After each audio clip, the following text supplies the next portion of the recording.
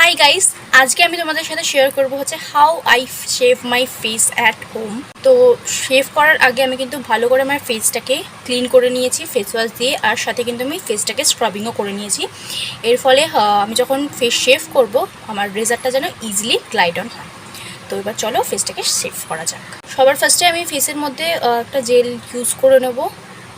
তোমরা চাইলে facial অয়েলও use করতে পারো, কারণ এখন গরমকাল তাই আমি ফেশিয়াল অয়েলটা ইউজ করছি না। আর ড্রাই ফেসে তো কোনোদিনও ফেস শেভ করবে না।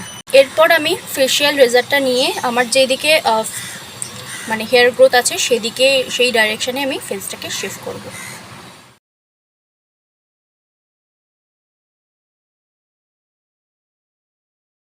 কোনো রকম যদি অ্যাক্টিভ অ্যাকনে থাকে সেগুলোর উপরে একদমই রেজার চালাবে না, এতে কিন্তু হিতে বিপরীত হতে পারে। আমার দেখতে পাচ্ছ এখানে একটা ছোটো মতো অ্যাকনে রয়েছে, সেটার আমি সাইড দিয়ে কাটবো।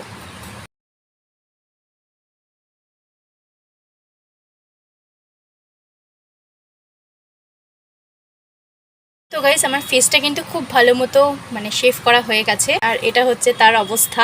ফেসটাকে খুব ভালো মতো ক্লিন করে এসেছি, আর আফটার শেভিং আমার ফেসটা ভীষণই সেন্সিটিভ হয়ে যায়। তো আমি একটা আইস রাফ করে নেবো ভালো করে আমার ফেসে।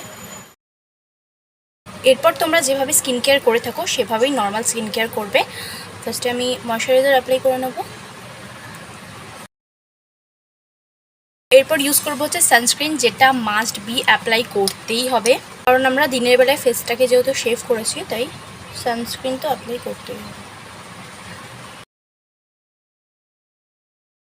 তো গাইস, তোমরা দেখতেই পাচ্ছ আমার ফেসটা কতটা ক্লিন লাগছে, ব্রাইট লাগছে। এর উপরে যদি মেকআপ করো না একদম ফ্ললেস লাগবে।